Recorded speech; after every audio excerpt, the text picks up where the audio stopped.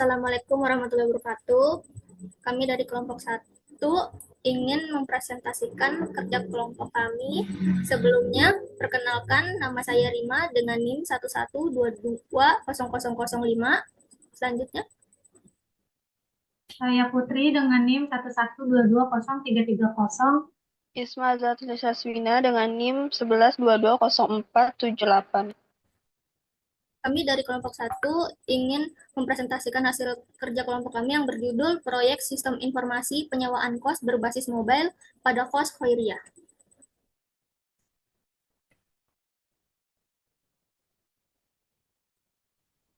Yang pertama adalah latar belakang.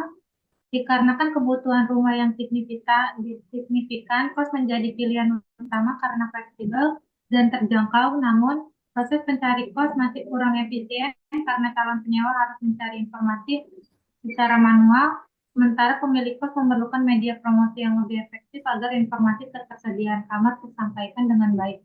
Untuk itu, aplikasi Infos berbasis mobile dikembangkan sebagai solusi yang menghubungkan pemilik kos dan pencari kos dalam satu platform digital, sehingga mempermudah proses pencarian, meningkatkan efisiensi informasi, dan memberikan kenyamanan bagi kedua belah pihak. Selanjutnya ada identifikasi masalah. Yang pertama, informasi kos kurang lengkap dan tidak real time. Yang kedua, proses pencarian tidak efisien. Yang ketiga, kurangnya transparansi fasilitas dan harga. Keempat, kendala komunikasi antara pencari dan pemilik kos. Kelima, tidak ada ulasan atau rating terintegrasi. Selanjutnya ada tujuan penelitian. Pertama, merancang aplikasi penyewaan kos berbasis mobile.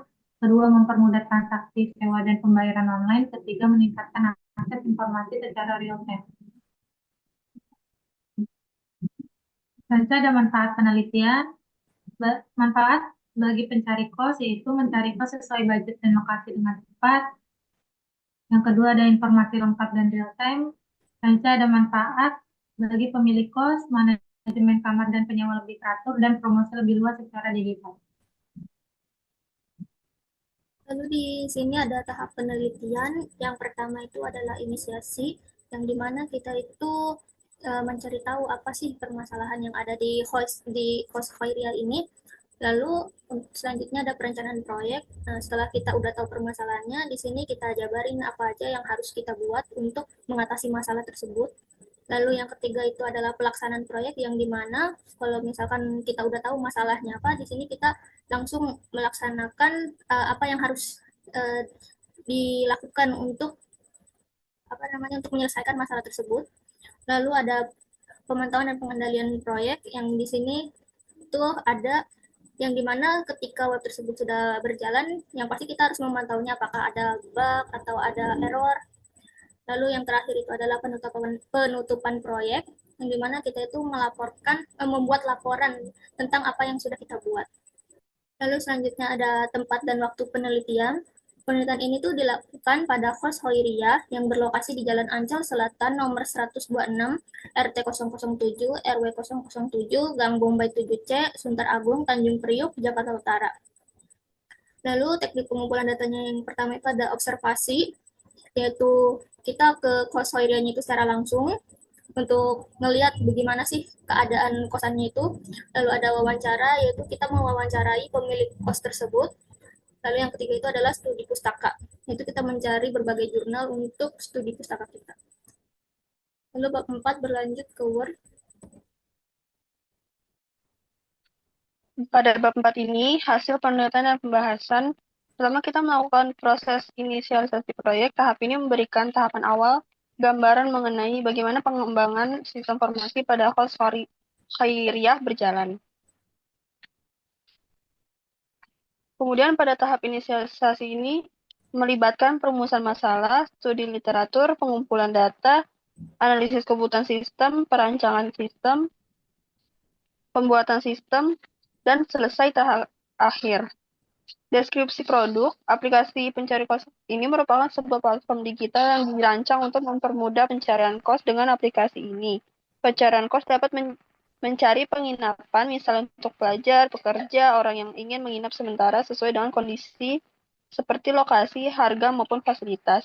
Aplikasi ini biasanya dilengkapi dengan fitur pencarian berbasis peta dan informasi rinci tentang kosan yang tersedia. Faktor penentu keberhasilan diantaranya ada kesesuaian fitur dengan kebutuhan pengguna seperti peta lokasi, detail fasilitas, harga, chat, rating, komentar, dan pembayaran.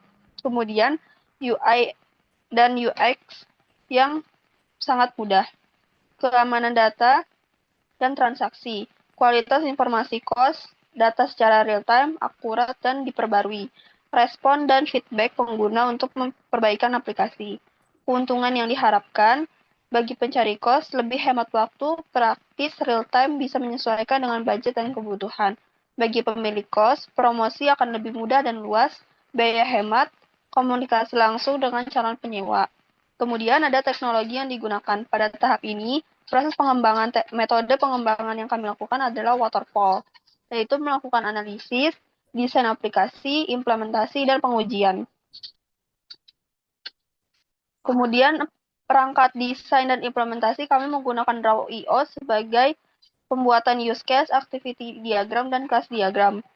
Kemudian untuk implementasi aplikasi kita menggunakan Figma untuk UI UX. Fitur teknis utama yaitu ada peta lokasi, chat, rating, komentar, pembayaran online, manajemen akun, dan pengaturan privasi. Untuk diseminasi proyek, waktu pengerjaan proyek dilakukan selama 57 hari kerja untuk membangun sebuah prototipe.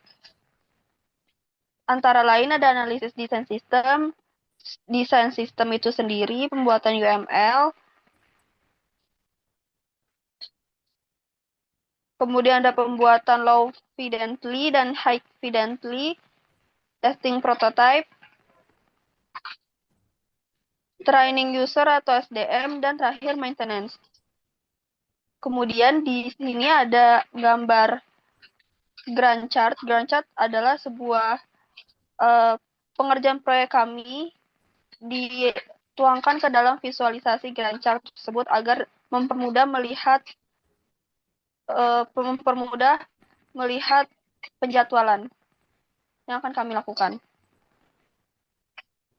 Kemudian ada rencana anggaran biaya atau RAB. Di sini kami menggunakan pekerjaan analisis sistem, desain sistem, pembuatan low fidelity dan high fidelity, testing prototype, training user, maintenance. Perencanaan total tersebut sama seperti bagian yang pertama, dan ini merupakan bagian keuangan dengan perencanaan total sebesar 38 juta. Pada tahap kualitas proyek ini, mengacu pada sejauh mana hasil proyek memenuhi kebutuhan pengguna, dan berdasarkan laporan kualitas proyek in-cost dijaga melalui beberapa aspek, kesesuaian fungsi dan kebutuhan. Sistem dirancang untuk memenuhi kebutuhan pencari dan pemilik kosan. Fitur utama seperti input alamat, gambar, pembayaran, dan chat memastikan sistem berjalan sesuai tujuannya. Kemudian yang kedua ada efisiensi dan keandalan. Pengguna Figma menjamin kecepatan, keamanan, dan stabilitas aplikasi.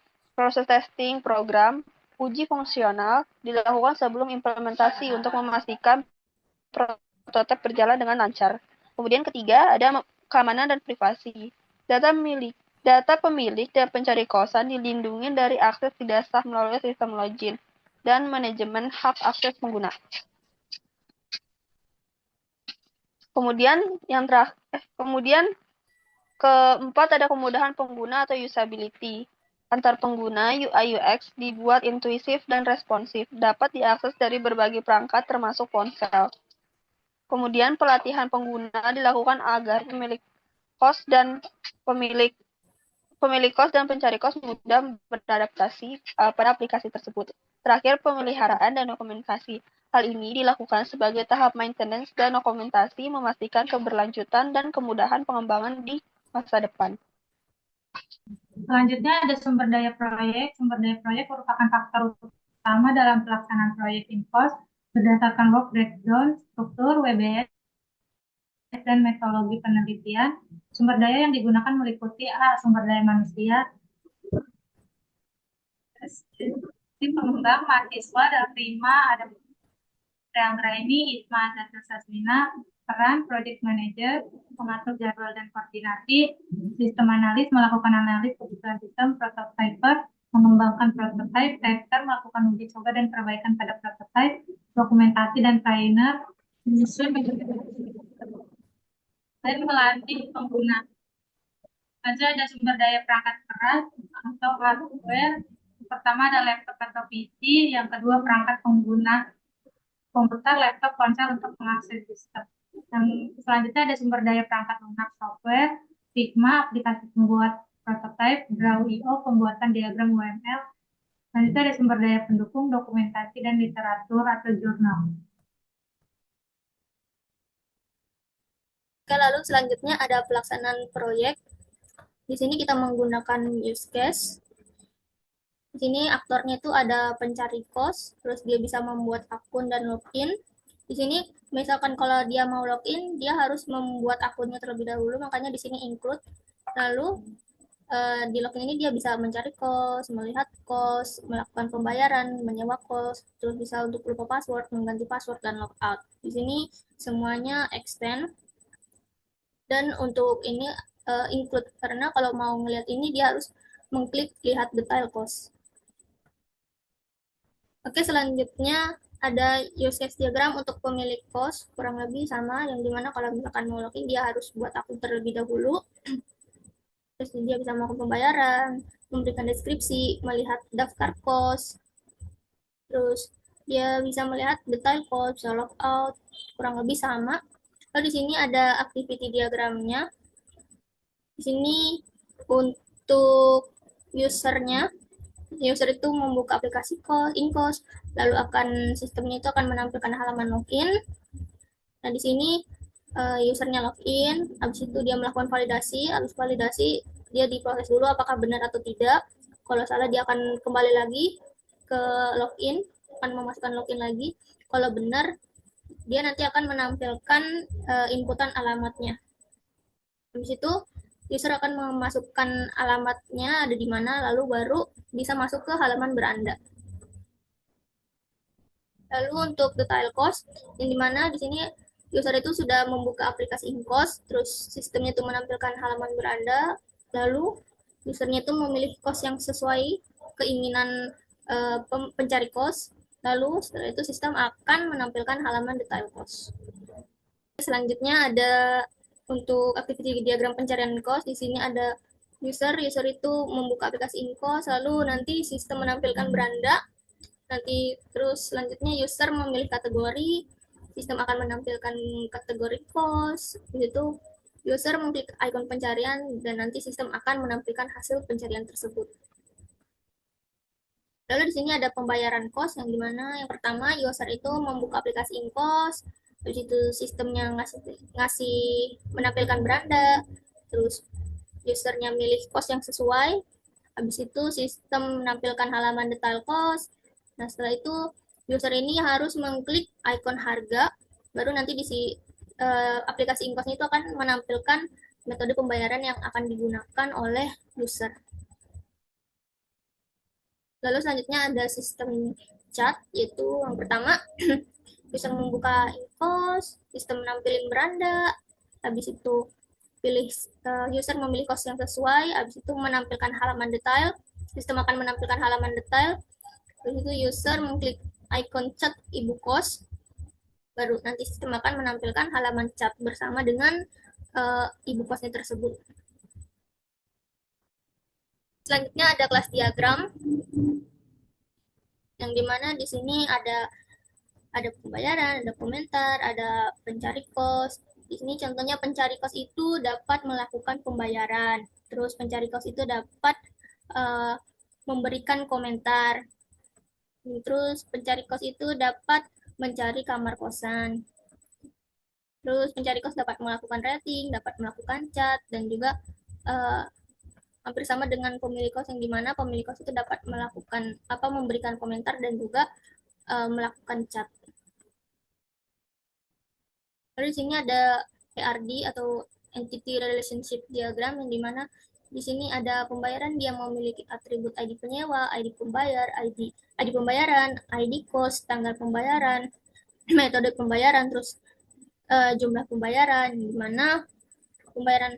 mana pencari kos ini kan tadi dia melakukan pembayaran gitu kan. Nah, pencari kos ini dia mempunyai atribut profil, password, email, nama, ID, lokasi, dan lokasi.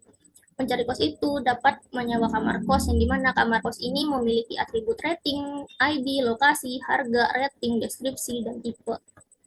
Lalu pencari kos itu dapat memberikan, nah di sini dia dapat memberikan komentar, rating, dan juga chat.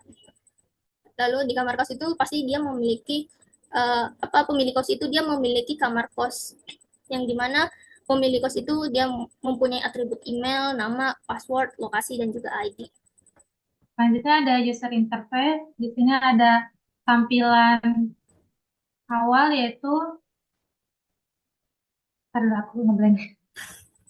Selanjutnya ada user interface. Yang pertama ada tampilan daftar akun, lupa kata sandi, masuk. Selanjutnya masuk ke halaman Maps. Di sini pencari kos diminta untuk memasukkan alamat. Selanjutnya,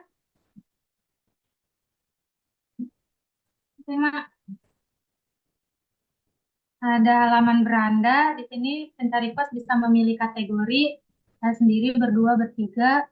Di sini masuk ke dalam kategori sendiri. Di sini ada pilihan kosnya. Selanjutnya,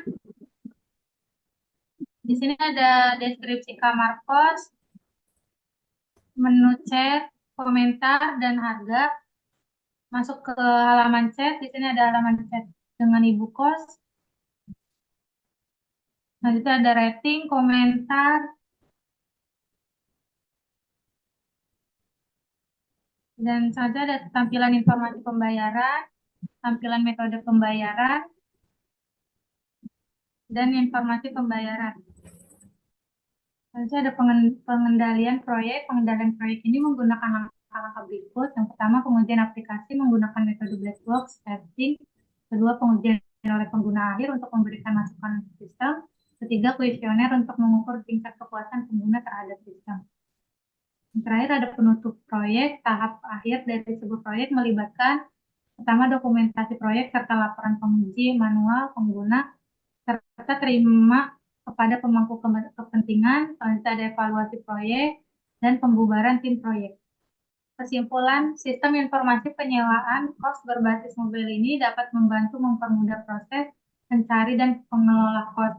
Aplikasi yang dirancang mampu menyediakan informasi kos secara lebih cepat dan praktis bagi pencari kos sekaligus memudahkan pemilik kos dalam mengatur data kamar dan penyewa.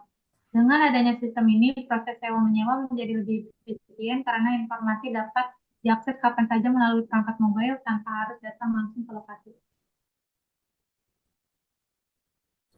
Sekian dari kelompok 1, kurang lebihnya mohon maaf. Wabillahi taufiq wal hidayah. Wassalamualaikum warahmatullahi wabarakatuh.